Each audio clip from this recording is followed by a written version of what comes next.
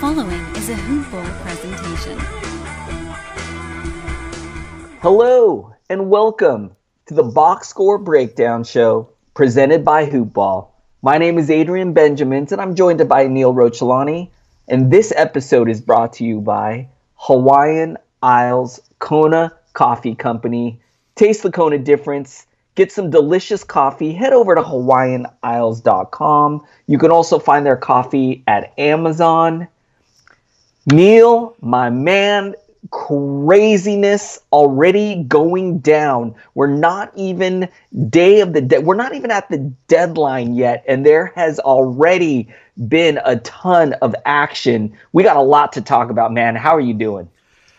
Overwhelmed, Adrian. Overwhelmed with all the information. This is what I expect to happen sometime tomorrow, a couple hours before the deadline, occurs. Like, I expect a flurry to start happening in the last 2 hours, but it's happening now a day early. I mean, we've had about 5 or 6 trades in the last 24 hours with impact to reality and fantasy. And there's a lot of ripple effects, right? So I'm a little overwhelmed to analyze all of this right now, but we can try. We can dive into it. You can tell me to breathe slowly as we try to talk these through. How are you doing with the trade news?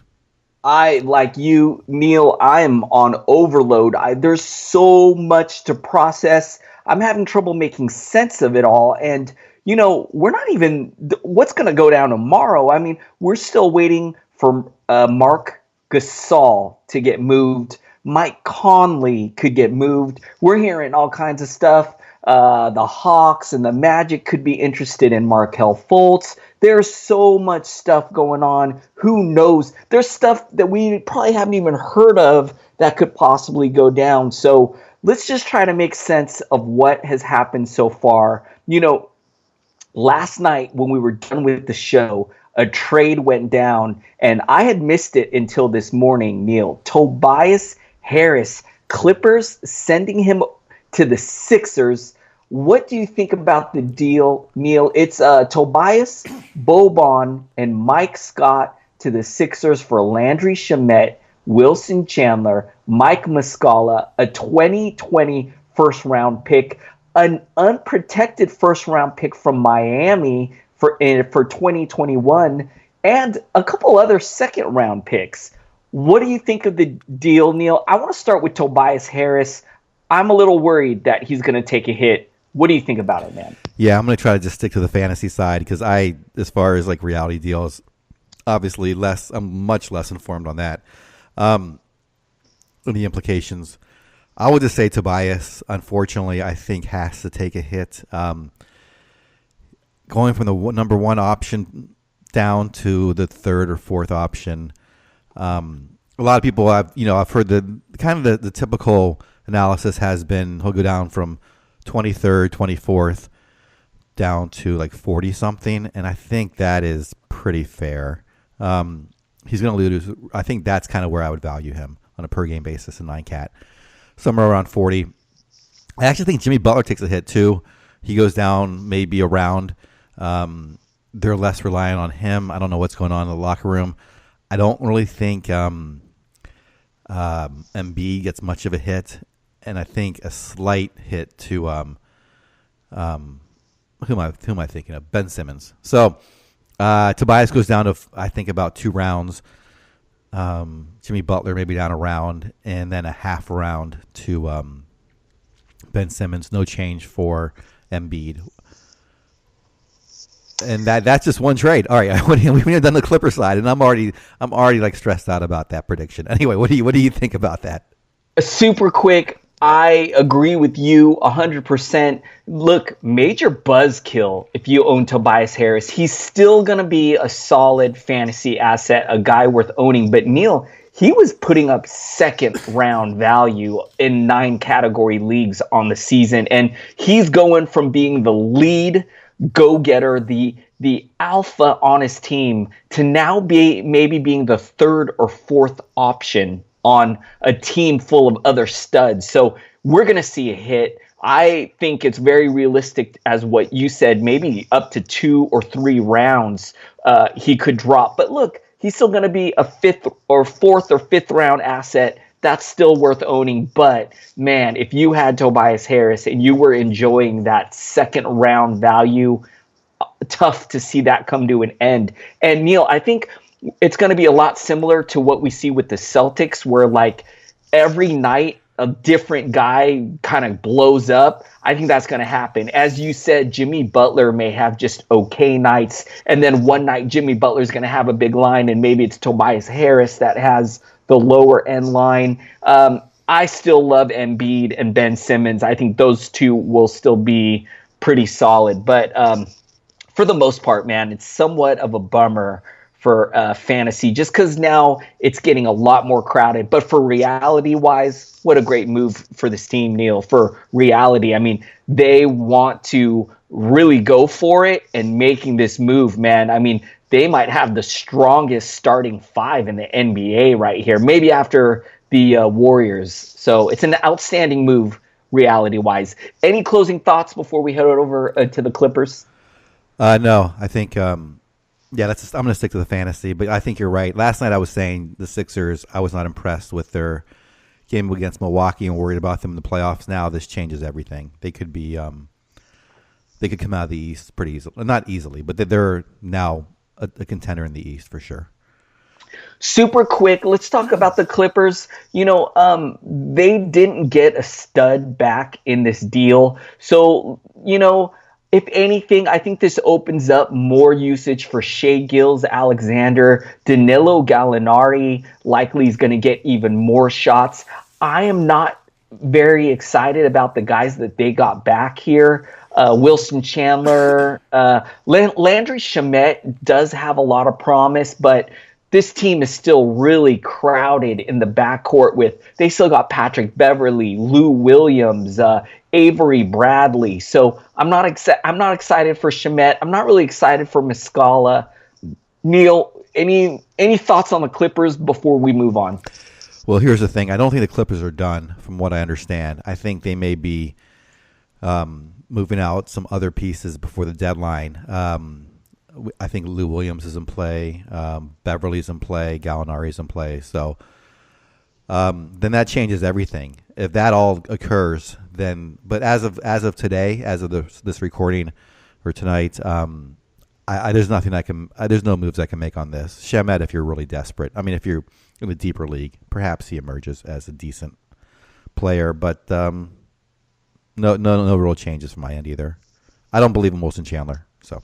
All right, let's move over to the next trade. Neil, I think the next one we got to talk about is Otto Porter. This one was a shock to me, man. You know, we have been talking all season about the possibility of Beal and Porter getting moved. So I guess it's not that much a surprise that he got moved. But, man, I did not think the Bulls could be a possible landing spot for him. What do you think about it? Yeah, I didn't see him coming to Chicago either. It's actually a good basketball move. I'm trying to think of it from a fantasy perspective. He's already on Basketball Monsters. He's already on Chicago's roster. It's crazy. They update their page pretty quickly. I was looking at Washington. 73rd on the year. Let's see. He's not points like centric, so that's good because they already have a bunch of point centric players. I think he could hold that value. That's a category, I should say, on a per game basis, not 9. Obviously, he's much stronger in 9 cat where he doesn't turn the ball over. So I don't think, as of now, I'm not going to adjust his value too much. Are you gonna change how you think about him? Yeah, I actually think he sees a bump in value, meaning an improvement, because the Wizards were so crowded with scores, you know, with Beal and Jeff Green would play well and stuff. And I really think like Otto Porter might be the best talent. He might be the strongest talent on this team. He should get plenty of minutes. He should get a lot of touches. I mean, I feel like his usage is going to go up. So I actually think Otto Porter is going to see a bump. I'm not thinking he's going to jump like major value, but I think his value improves slightly. What do you think about it? Yeah, it's a good question about how talented he is compared to. I still think Markkanen's the most talented player on that team, and then maybe Wendell Carter Jr. second. But obviously he's out for the season, so won't be impacted there. Levine, I'm still trying to understand how good he really is. I do think Porter is better than Dunn, no question about that. So yeah, he might be this. I would probably have him second or tied for second with Levine. Let's just say because it's hard for me to figure that out. And so you're right. He'll definitely have opportunities there. He'll play plenty of minutes, assuming they're trying to win. That's the other thing, right? We're trying to figure out here is are they going to tank? So that makes it another wrench into it. But assuming he goes there and plays his 29 to 32 minutes a night, I think his value kind of holds. And you could be right. Maybe gets a slightly better. I'm definitely not going to downgrade him, though, on this. Real quick, let's look over at the other side of this trade. Bobby Portis, Jabari Parker heading over to the Wizards. They also get a second-round pick in the deal. Let's take a look at the Wizards, Neil. What do you think? How do you think this affects them? Wizards, they got Trevor Ariza. They still got Bradley Beal, Satoransky. Now you're adding Bobby Portis. I do kind of like this move for Bobby Portis. I feel like with Markieff Morris out, with Thomas Bryant really not being reliable, I feel like Bobby Portis has an opportunity to step up in that front court. So I actually kind of do like the value for Bobby Portis. Parker, I'm not really trusting Parker at all. And, I don't really think it changes the value too much of guys like Trevor Ariza, Jeff Green, Bradley Beal. What do you think about it, Neil? Yeah, I think the current guys there, the values don't change too much. Maybe Jeff Green. It really depends on what they're going to do with Parker and Portis, in the sense that those guys are definitely good guys to play when you're tanking. No offense to them, but they put up a great stats, but they typically don't help their team win. So I think they both get a lot of run at the second half of this last part of the season, which could impact Green. Bryant, I think it's impacted. Beal's fine, Ariza's fine, Satoransky, I think, is fine. Those three, I think, are fine. And I think Portis has the biggest upside. Although I don't know how much Parker's going to get run either. Are they going to try these guys out to see if they're fits for next year? Is that the plan for the rest of the season, or are they going to cut bait with someone? Or are they just going to? I don't know what their plans are. So it's another team to figure out. But I think Portis can step right in and score a lot, and they may need that. You had mentioned that the Clippers were probably not done. I kind of feel like the Wizards might be that way as well. They made a statement not too long ago that they are not going to trade Wall, Beal, or Porter. Now they trade Porter. Makes you wonder, are they open to trading Bradley Beal? I feel like if Bradley Beal is available and we're not hearing about it, there would be a lot of teams on the phone to try to make a move for Bradley Beal. I mean, he is one of the best scorers in the NBA. He can go on to any team and make them considerably better. So I wouldn't be surprised tomorrow, Neil, if we hear of a Bradley Beal move. I think Otto Porter leaving kind of maybe shows that the Wizards might be going into rebuild mode and they're not so focused on winning this year. What do you think about that? Yeah, I mean, some of the biggest trades come out of nowhere. They're very tight-lipped. They have been saying, I think they should keep Beal, but who knows what this organization does.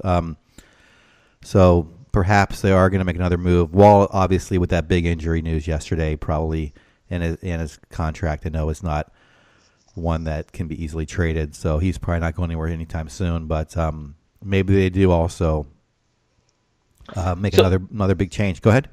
So, yeah, it's really interesting to situation going in tomorrow. Let's keep an eye out on it. But let's keep moving here, man. Another trade, Neil. This one just went down a short time ago tonight. Harrison Barnes joining the Sacramento Kings.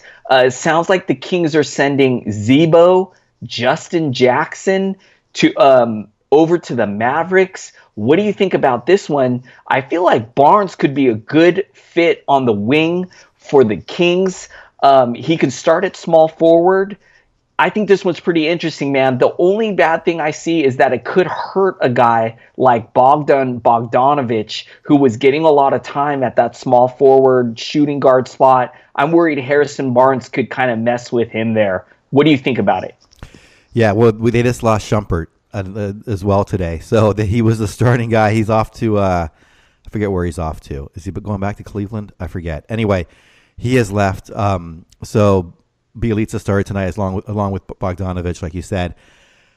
Yeah, Barnes, I wouldn't change his value just yet because I don't know what – I think his role could be the same, although they run a little more deeper, I think, in Sacramento on the wings and in other places.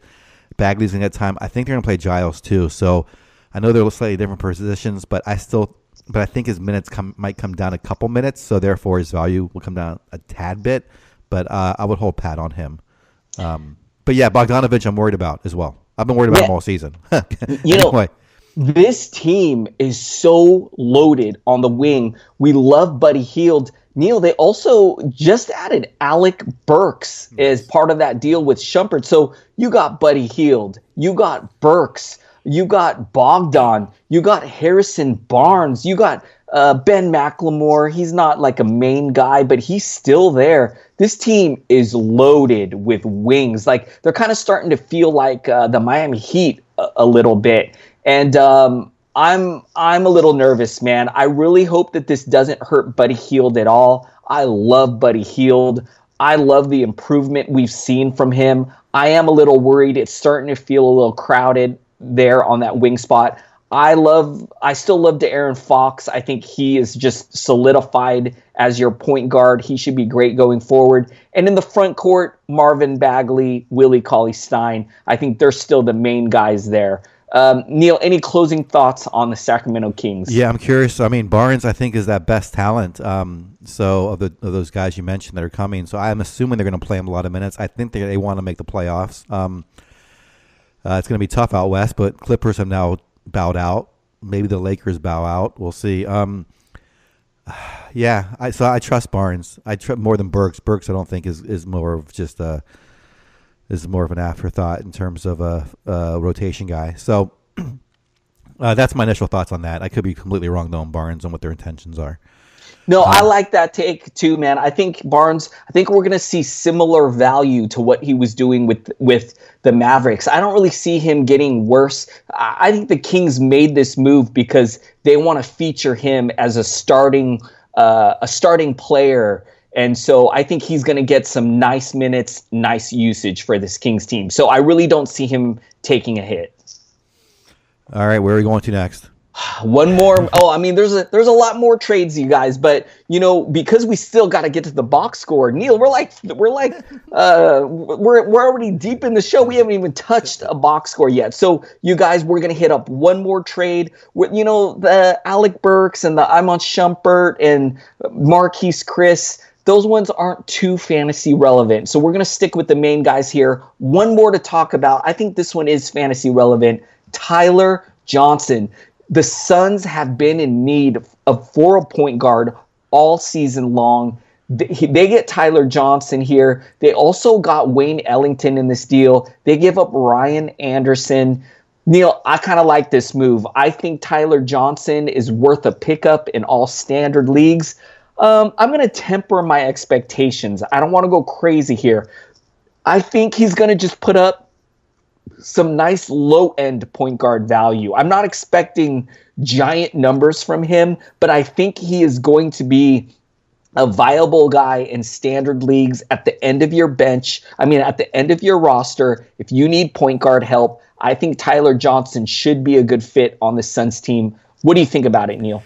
I think he's definitely potential to be fine. Yeah, I think best case scenario, or not slightly above average case scenario, he's worthwhile.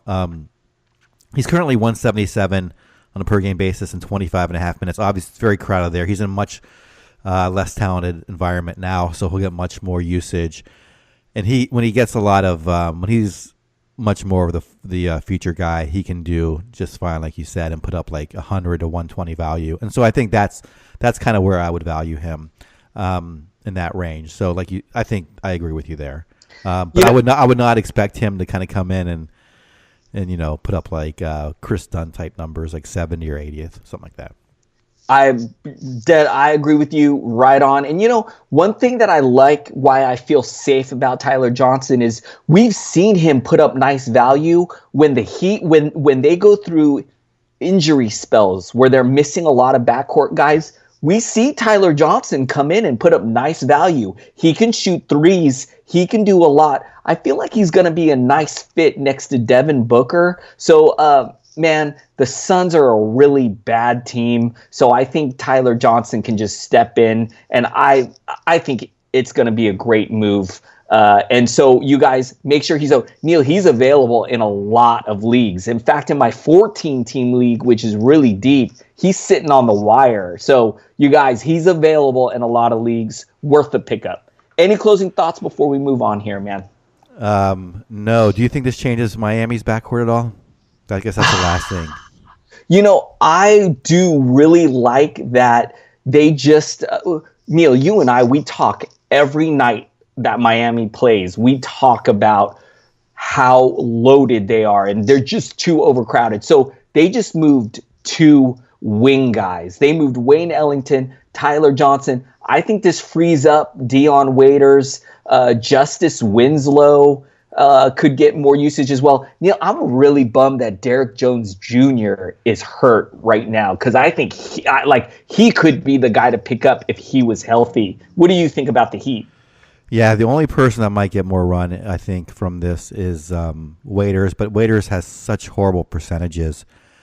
39% field goal. This free throw percentage, this has to be a very low number, but it's 14% on the year. Are you seeing this that I'm seeing?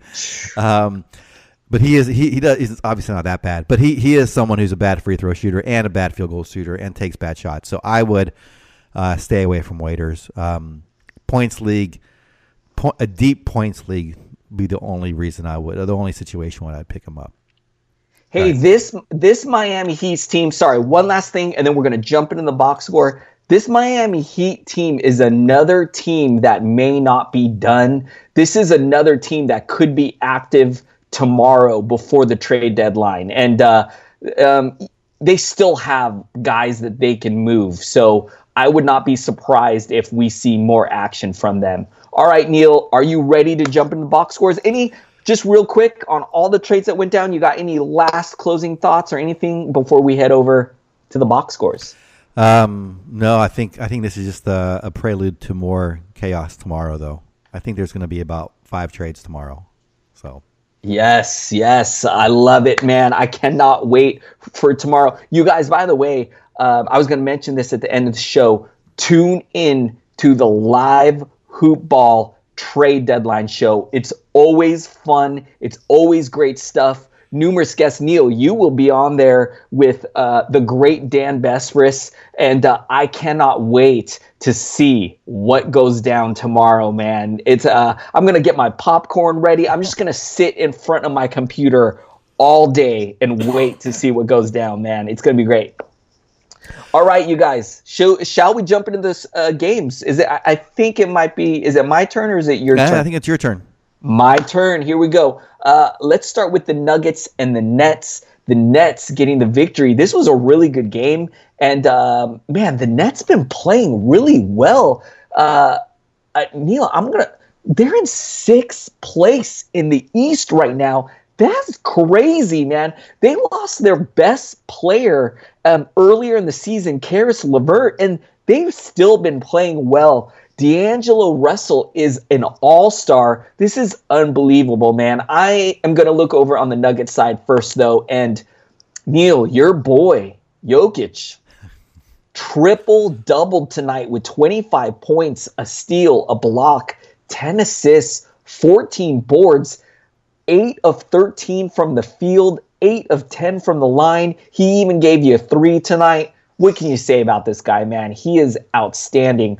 Jamal Murray is back. Jamal Murray, I'm sure a lot of people are happy to see this guy back. I was really worried about his ankle injury. Was reading a lot of negative stuff about it. I hope that he's back and here to stay. 19 points, 11 assists, 1 steal. I thought it would take him some time to shake the rust off. He took 17 shots tonight, was not shy at all, made 8 of them, and also gave you 2 threes tonight. Outstanding game from him. Beasley with 17 points and assists, a steal, 2 rebounds, 3 threes on 7 of 15 shooting. Plum Lee, Neil, what are we doing with this guy, man? I have been avoiding and just ignoring this guy, but I can't ignore him any longer, man. I'm at least I don't know, man. I don't know if we need to pick this guy up. I'm going to continue to I guess I'm going to just watch him, but maybe he needs to be picked up. Starting, got 28 minutes tonight. The usage is there. He took 12 shots, shot 10 of 12 tonight for 24 points, 3 blocks, a steal, 6 rebounds. Look, he fouled out in this one and still played 28 minutes. How much minutes would he have played if he didn't foul out? Man, I don't know. I think this guy could be worth an ad.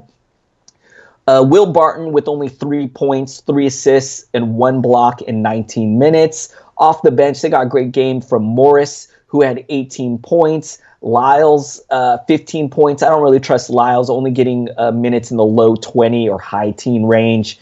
Neil, what do you think of the Denver Nuggets? Yeah, speaking of rust, Will Barton, very rusty tonight. I thought he would be back in form before this. Hasn't really come back yet. Yeah, Plumlee, though, is starting because Millsap is out. Millsap has been hurt the last couple games, so Plumlee's been filling in at that spot. So don't rush out to get him, I think, just yet. I mean, you can stream him for sure if Millsap is out again, but it's a short-term ad at best. Monte Morris, I continue to stream him. Did great tonight. Anytime either Harris or Murray's out, I think Monte Morris will have a backcourt leading role or a 6-man role. So that's what I got on the Nuggets. I'm going to hop over to the Nets side. Like you said, this team is on fire. They're a really good basketball team this season, and they still will get better with LeVert coming back, I imagine. Strong performances all around. Start with, I'll say your boy, D'Angelo Russell. 27 points, 6 rebounds, 11 assists on 10 of 23 shooting. 6 3-pointers tonight. Jared Allen, solid 15 points, 5 rebounds, 6 of 10, and a block. Travion Graham had 16 points in 23 minutes. I don't trust that. Joe Harris, another solid night, 17 points, 7 of 13. He continues to shoot so well from outside. 3 3-pointers. The one guy that we've been talking about, Shabazz Napier, double-double, 10 points, 2 rebounds, 11 assists. Until the other backcourt mates come back, I think Napier is worth streaming. And Damari Carroll had a very good game, I should say. A second good game in a row, 18 points, 10 rebounds, 6 assists. I don't know if I trust him as well. This is 2 games, had 4 steals, but I'm going to hold off on picking him up. I'd rather have Napier right now if I was going to stream anyone off the bench. What are your thoughts on the Nets? So I was really nervous when I heard that Napier was moving back to the bench, Joe Harris getting the start. But now I feel much better. And, I forgot Napier was coming off the bench just recently and still putting up some good value. So even though he's coming off the bench, seeing minutes in the high 20s, we say it all the time, playing that Dinwiddie role. So, Dinwiddie was coming off the bench when he was healthy, but still getting nice minutes, still putting up nice numbers. Napier, I feel, is in that role, and we can count on him. He's good to go. And man, this Nets team is outstanding, man. Hats off to the Nets organization and their coaching staff, because it's amazing what they have done with this team. No big name stars on this team, Neil, and they just compete. They just go out there and compete, beating a very solid Denver Nuggets team tonight. Great stuff. All right. One last note. Karis LeVert, I think, is getting really close, Neil. Are you excited? I am. I'm curious to see how many minutes he plays when he first comes back. That's why I'm still okay with Napier. I can't imagine he's going to be rushed back, but maybe I couldn't imagine him coming back this season. So we'll see how it plays out. I'm going to be a little cautiously optimistic on him. Love that take, man. I will be too. And I'm also a tiny bit worried what he does when he returns, what that does to guys like Joe Harris, Napier. I think D'Angelo Russell's going to be safe no matter what. Jared Allen, I don't see his value changing. But guys like Joe Harris, Napier, they could see a hit. But as you said, Neil, I would expect them to bring him along slowly. So let's keep an eye on that situation. All right, let's move over to the next game. The Washington Wizards and the Milwaukee Bucks. Fresh off of the trade, no Otto Porter. You know, Neil, really interesting. I think the Wizards got a game coming up with the Chicago Bulls. I think in the next 3 games, they're going to be playing the Bulls. That should be a lot of fun to see Porter and Portis playing their old teams. That should be a good one. But this one, it was all Milwaukee Bucks putting up a big, gaudy 148 points. Wizards with 129. Going to check in on the Wizards side. Got to start with Bradley Beal. He had 8 turnovers tonight, and I don't even care. 30 points, 3 steals, a block, 4 assists with 8 rebounds, 2 threes, 12 of 22 shooting from the field, 4 of 5 from the line. No John Wall till who knows when, man. We might not see him again for another season. And now no Otto Porter. It's all green lights for Bradley Beal. Congratulations if you have him. Satoransky, I love to see him bounce back in this one. 16 points with 10 assists, a steal, 7 rebounds, 3 threes tonight, 5 of 10 shooting from the field. This is outstanding. Congratulations if you were able to pick up Satoransky. He looks locked and loaded for the rest of the year. Just I love how he fills it up all over, and fingers crossed that the Wizards don't make any more deals that brings back a point guard, because he's just been the main man here in that point guard spot. Jeff Green, hey, maybe this Otto Porter trade really opens things up for Jeff Green. Tonight, we saw him explode. 22 points with a block, 3 assists, 4 rebounds, 5 of 9 from 3-point range, 6 of 10 from the field, 5 of 5 from the line. That's great. Trevor Ariza did not have his shooting going tonight, was only 1 of 6 for 5 points, but I still love Ariza's outlook for the rest of the season. He did also have 2 steals and 8 assists, 2 rebounds, and a 3, so still providing some nice value in other places. Thomas Bryant, man, this is a really nice game from him. 26 points, 14 rebounds, 4 assists, 2 blocks, 1 3 on 12 of 19 shooting. I mean, this is more than you can ever hope for if you are playing Thomas Bryant. You guys, I am a little bit worried that Bobby Portis could that Thomas Bryant might take a hit with the arrival of Bobby Portis. Bobby Portis is such he really stands out in the front court. He's a real go-getter, and I'm really worried that Thomas Bryant might just kind of take a step back here. All right, not much to talk about off the bench. Neil, what are your thoughts on the Washington Wizards? Yeah, I'm really curious to see how it's going to play out. Like you said, with Portis and Parker, how they specifically impact Green and Bryant. Bryant was almost worth dropping after last game. This was a revival of sorts, maybe his best game in Washington. I don't know if that's a harbinger of things to come. I would be very cautious, though, with both he and Green going forward. Let's see what happens with Parker and Portis. So that's all I'll say for now. I think, like I said, Satoransky I think is safe. On the Milwaukee side, Giannis just being Giannis. 17 of 21 from the field. 43 points, 6 rebounds, 4 assists, 3 steals, 3 3-pointers. The Bucks just score 148 points. They had 50, I think, at the end of the first quarter. Middleton saw a nice little bounce back here. 16 points, 2 rebounds, 4 assists on 6 of 10 shooting, 3 3-pointers. Lopez only played 22 minutes tonight. Not much fantasy-wise. Brogdon keeping it consistent. 18 points, 2 rebounds, 5 assists. Bledsoe, he's having getting back to where we expected him to be tonight. 22 points, 11 assists, 8 of 16 shooting. like their bench we have talked about before. Nothing happening there. DJ Wilson still played a lot of minutes, 22 minutes. I like this guy for the future. Tonight, didn't do much, 4.7 rebounds, 3 assists. But it looks like a solid NBA player in years to come. So no changes from me on Milwaukee. Oh, there was the trade. We should probably just mention, since we're on Milwaukee, they sent Thon McCurr for Stanley Johnson. We'll see if Stanley Johnson has a revival here in Milwaukee.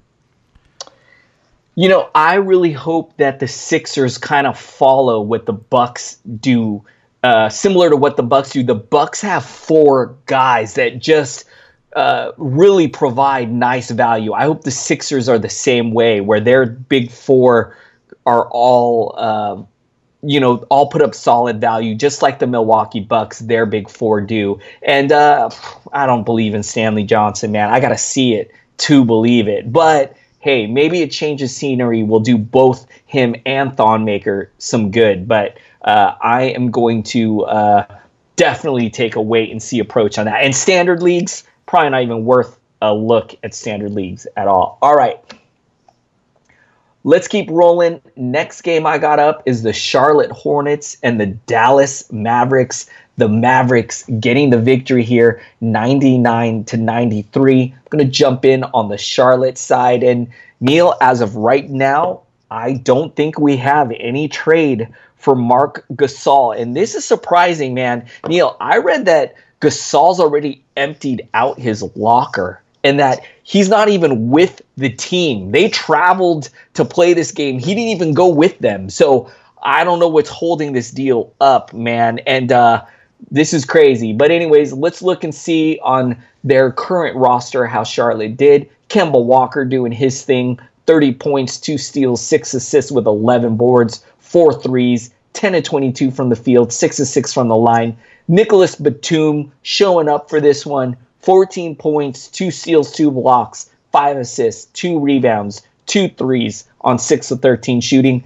Jeremy Lamb, multiple solid games in a row here. 15 points, a block with 5 rebounds, 6 of 16 from the field. The shooting wasn't great tonight, so this line could have been much larger if his shot was falling. Was 3 of 4 from the line as well. Marvin Williams was probably the most underwhelming line here.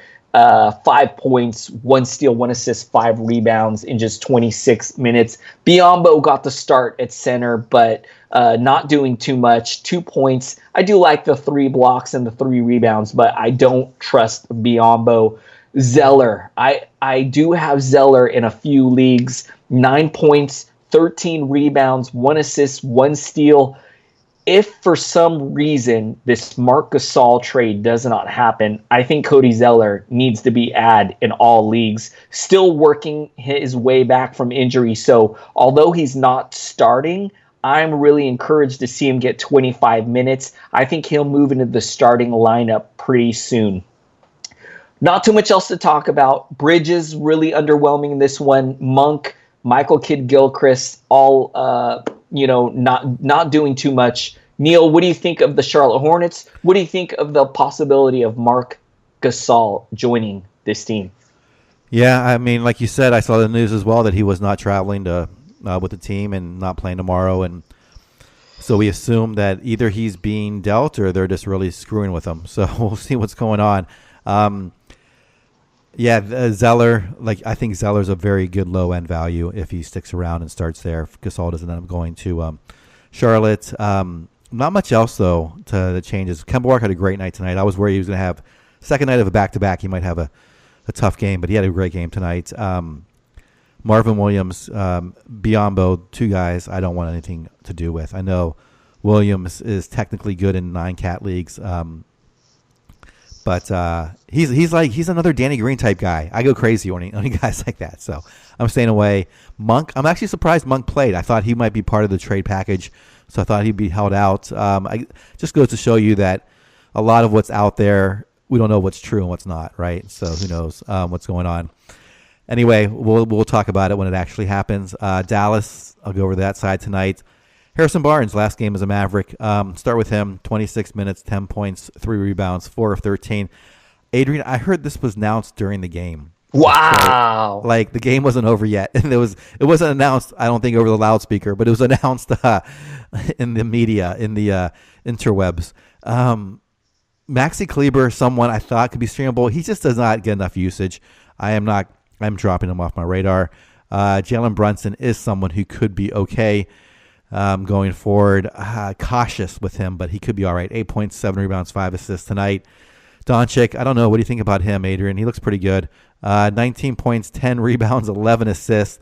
Did shoot 5 of 20 tonight, so yikes. He's a rookie. Dwight Powell, he is someone I think a lot of people were hoping would emerge from the move of DeAndre Jordan. And tonight, 27 minutes, 11 and 12, so good double-double. Just took 7 shots, though, so he doesn't do a ton of usage. He's more like an Otto Porter type guy. Kind of gets a bit of everything. 2 steals, 2 blocks tonight. Obviously a much different player, but the stats are kind of similar.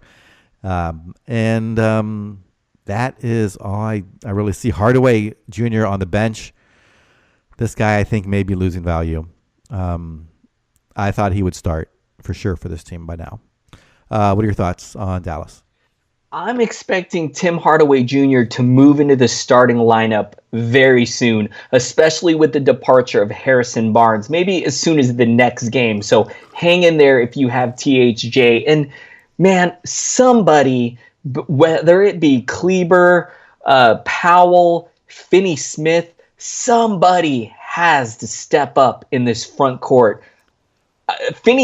Dorian Finney-Smith got my attention tonight with the double-double, getting the start, playing 33 minutes, putting up 11 shots. So I am going to keep my eye on that situation, Neil, because like you said, I thought it would be Kleber. I thought it could be Powell. Who knows? Maybe it's a different guy each game, but I am going to watch this situation because if one guy can separate himself from the rest of the pack, I want to pick that guy up. All right, Neil, let's move on to the next one. The Phoenix Suns, the Utah Jazz. The Jazz getting the victory. Not much of a surprise. 116-88. And going to look in on the Suns side first, and really excited to get Tyler Johnson added to this team. Was able to grab him in a few leagues. So really excited to see how he does. But let's take a look at how the team did without him. Bridges, 9 points, 2 steals, 1 block, 2 assists. Man, in 40 minutes, man, I wish he would put up more scoring. Only took 7 shots in 40 minutes, made 4 of them for 9 points. Josh Jackson has looked pretty good lately. 27 points. Love the defensive contribution with the 5 steals, 7 assists, 4 rebounds. Didn't even really hurt you with his percentages tonight. 9 of 16 is okay. He was 8 of 10 from the line. Let's hope that he can keep this up and finish strong here down the stretch of the season. Okobo got the start, but with Tyler Johnson joining the team, I don't trust Okobo. He should not be owned, I don't think. He did play 33 minutes tonight and didn't do too much. Only shot 2 of 6 for 4 points. DeAndre Ayton with a nice game here. 20 points with 9 rebounds, 1 assist. No defensive stats, man. That might be his one Achilles heel. I love getting blocks from my center, and tonight, none. Did shoot 10 of 19 from the field, so we'll take that. Bender got the start in 14 minutes, didn't do anything, 0 points and 5 rebounds. We don't trust him.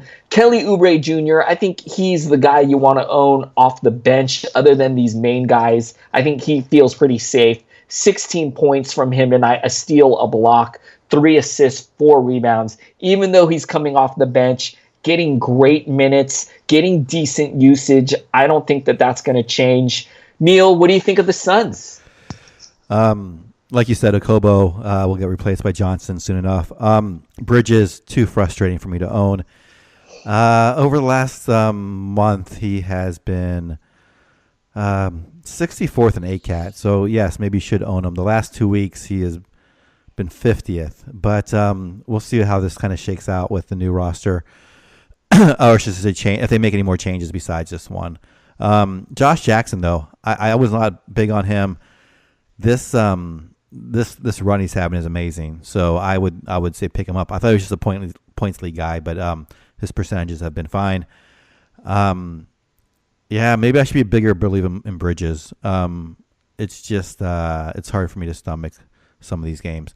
Anyway, by the numbers, should be in your lineup. On the Utah side, let's see. Tonight's led by Donovan Mitchell, 21 points, 8 of 21 shooting. So struggle there to have a three-pointer steal. Gobert, 16 and 12, 2 assists tonight. Good to see that. 5 of 8 from the field. Derek Favors, rumors that he might get moved. We'll see if that happens. 14 points, 3 rebounds tonight. He could find a place where he gets a lot more usage. Joe Ingles has a pretty good game here. 15 points, 11 assists, 3 rebounds on 6 of 10 shooting, 2 3-pointers, and a steal. Kind of rushing through this one. I apologize. I'm still trying to process everything in my head. Off the bench, Royce O'Neal, 27 minutes, 15 points. Some other decent stats. Jay Crowder. I don't trust any of those guys, though, unless they get in for a game where someone's injured. Rubio, 32 minutes, 13 points, 9 rebounds, 6 assists. Rumors that he might get moved, 3 steals. I don't know if the Jazz make a move. I don't think they're going to make a move that's desperate, so I would not be surprised if they stand pat. What are your thoughts on Utah?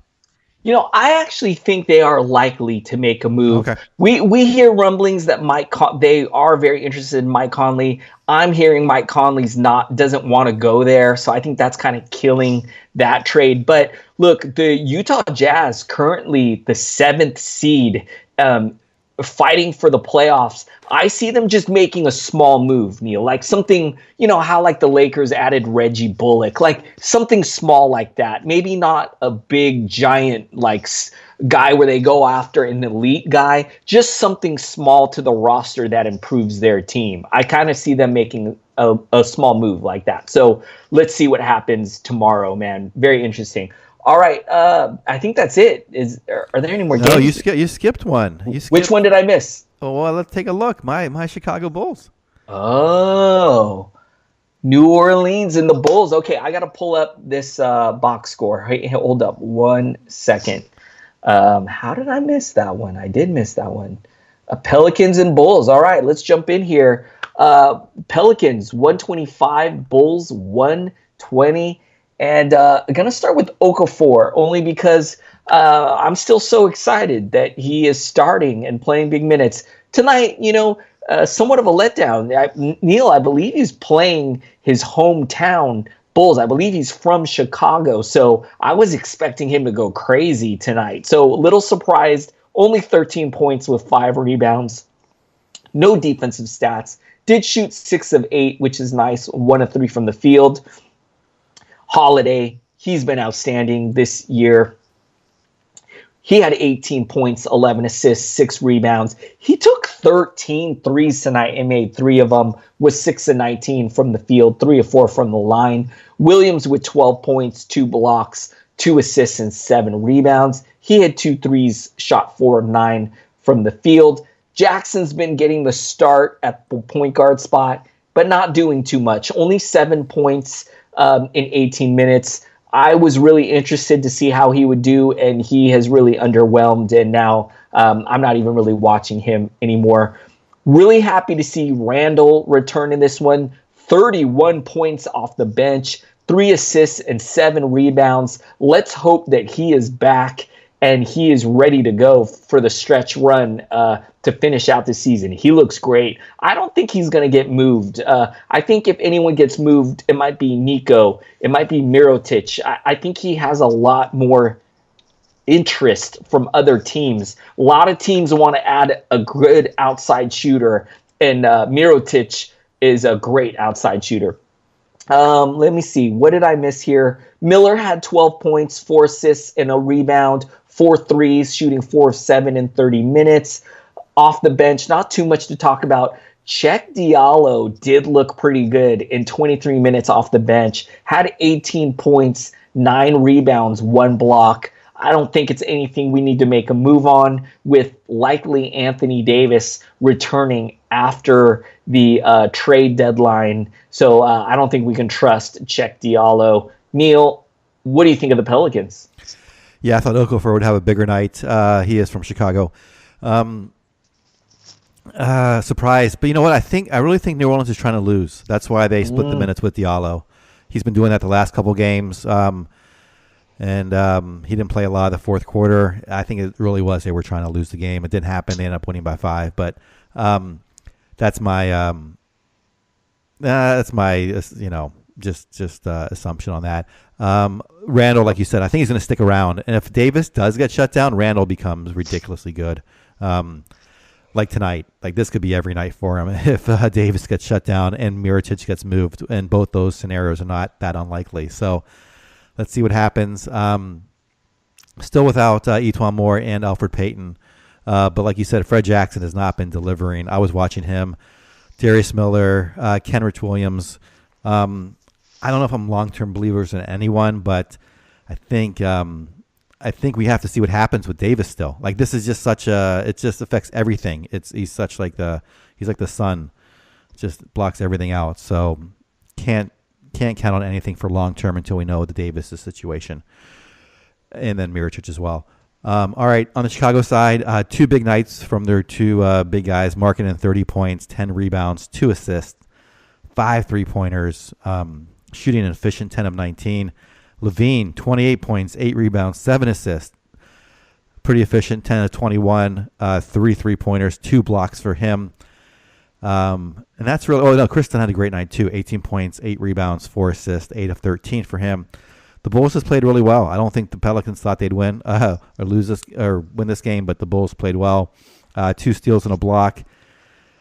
I'm not really trusting anyone else. We know Porter will be the 4th person there. That will be a high usage guy. Lopez is expected to get moved, but even if he doesn't, with Portis gone, I don't really think that's going to make much of a difference for him. There's some guys here on the bench like TLC and Archie Diacono, who I can't pronounce, Cristiano Felicio, Shaquille Harrison. I don't trust any of these players unless they shut down the entire roster at some point when they tank, but it's not going to happen at least this month. So we'll have to wait and see on that. Do you have any thoughts on the Bulls? I cannot wait to see how Otto Porter fits in with this team and how the dynamic and the chemistry changes. I cannot wait to see how that unfolds. So I definitely am looking forward to that. And that's pretty much it. Really also happy to see Dunn have a nice game here. I had really high expectations for him. He showed a lot of promise last season, and it's been somewhat disappointing, a really underwhelming for him. So I love this game from him tonight. I hope he can build on this and keep this up because I'm a fan of Dunn. All right, Neil, any closing thoughts before we move on? I think there are still 2 more games. Is that right? There are still 2 more games in progress. So I think we are done. All right, I'm going to get out of here, you guys.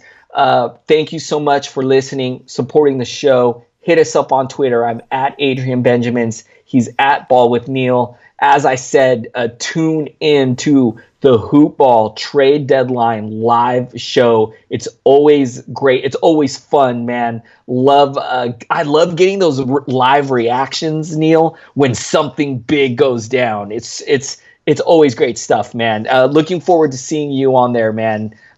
It should be really great. Any closing thoughts? Yeah, I'll just say the hours are 9 a.m. to 1 p.m. Pacific Standard Time. So it'll be through YouTube. You can probably find the link on the website. I know Dan Vespers has been tweeting it out as well. I'll tweet it out as well, too. What time will you be on? I'll be on from 9 a.m. to 10 a.m. Pacific Time.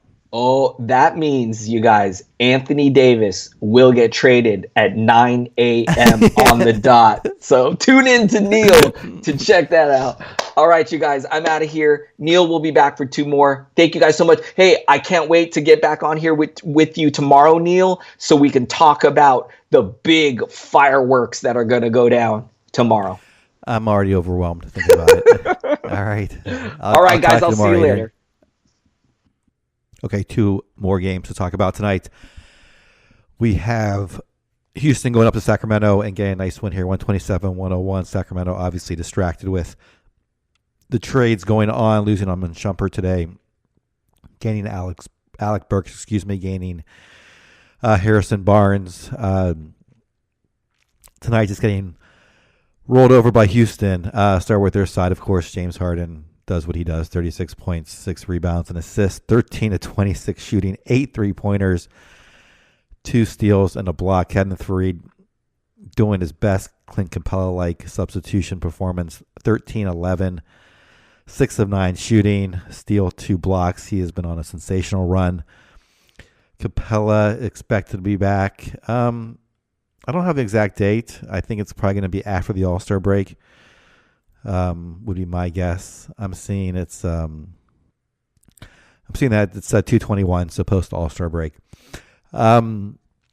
Then Fareed unfortunately turns into a pumpkin. Gordon, solid night here. Don't trust his shooting on a day-to-day basis tonight, though. 7 of 14 from the field, 2 rebounds, 20 points, 4 3-pointers. PJ Tucker, I thought he might bounce back after his poor shooting the other night. Did not. Just 1 of 4 tonight, so just 2 points. Did have 10 rebounds and 5 steals, so getting it done in other ways.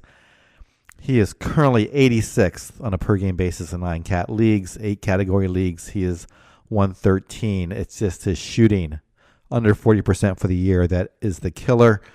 65% from the free throw line. Let's see. Chris Paul playing 30 minutes tonight. He is slowly climbing back into form. 15 points, 11 assists. Just 1 of 8 from three-point land, though. 4 of 13 total on the night. Shooting 6 of 6 from the line, 2 steals and a block. Off the bench, Gerald Green will do this from time to time. 25 points on 17 shots, 4 3-pointers, 2 steals and 2 blocks. Has streaks along with James Ennis. I don't trust any of their wings, unfortunately, mainly because of field goal percent. If you can, in a points league, Tucker can be streamed for sure. Gordon as well. But I don't less trustworthy of Green and Ennis unless there's some injuries and they get into that starting lineup. On the Sacramento side, emotional day for them, or maybe the Rockets are just that much better.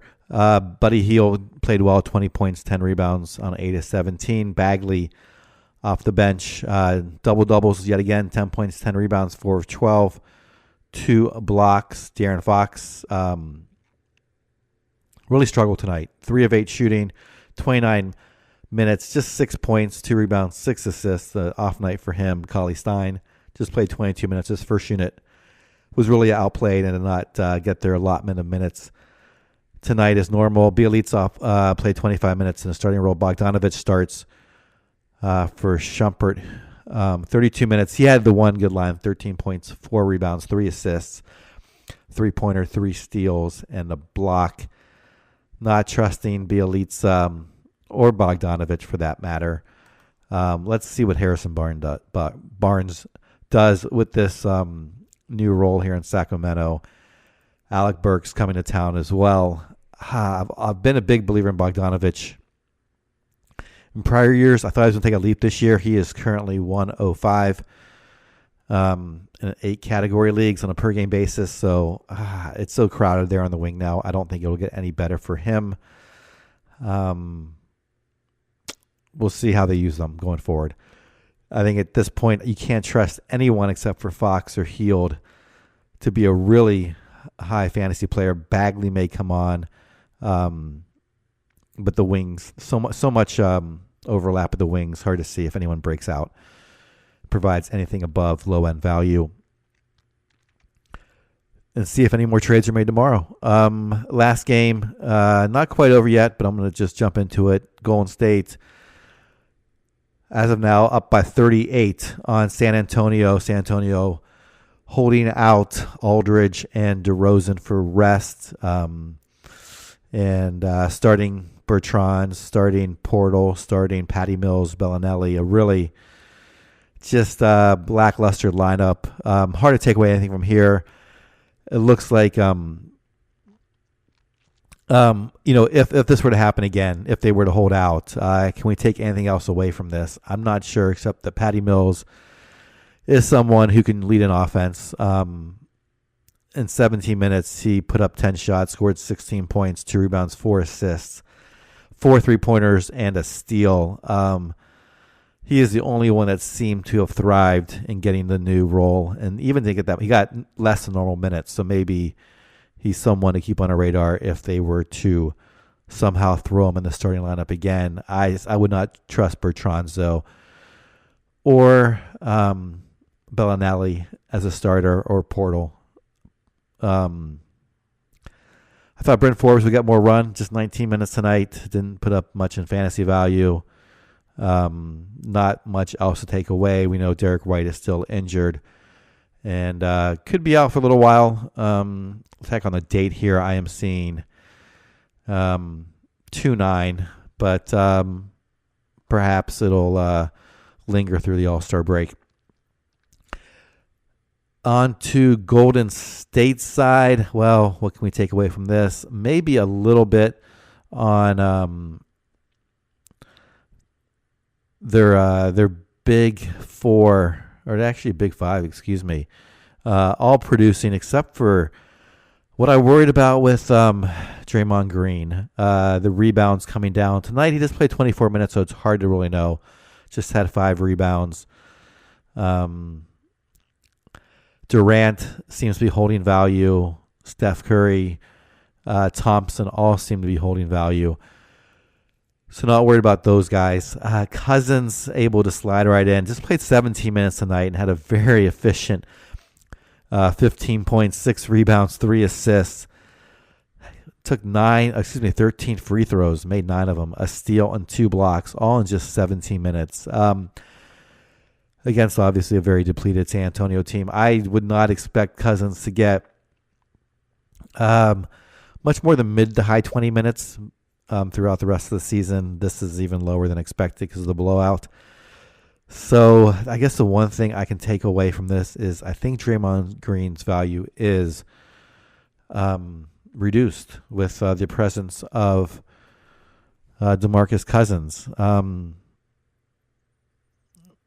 At least, it's a small sample. He's had one his last few games, 5 rebounds, 3 rebounds, 8 rebounds, 11, 15. So the last 3 have just been low. And Cousins has been in there for more.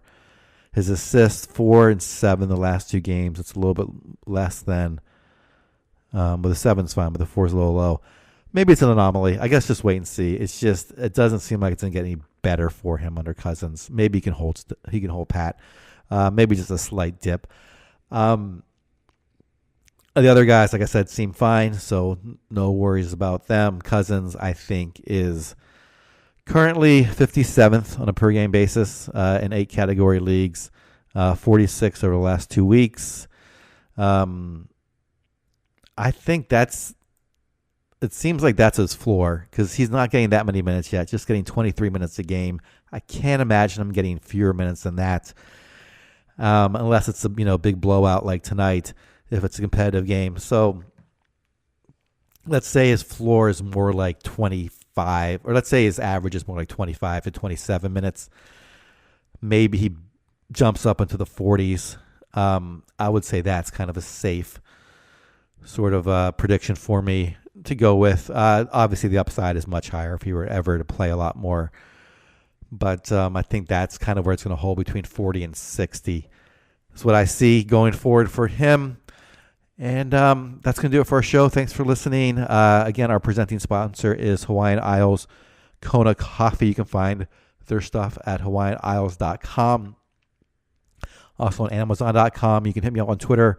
I am at ballwithneil, BALLWITHNEIL. And again, I'll be on the trade deadline show tomorrow. It's one of our most watched shows of the year, I believe. It's 4 hours commercial free, led by Dan Bespris. He will be there, I believe, the entire 4 hours. I will be there for 1. Brewski, I think, will be there for 2 at least, if maybe the whole 4 hours. I'm not sure how busy he is. And then other hoop ballers will be joining in and out throughout the day. We'll see if there's any news between now and then. Otherwise, I'm sure we'll be talking about the trades that have happened so far and then get into any new trades as they occur tomorrow. Thanks again for listening, and We'll be back tomorrow night.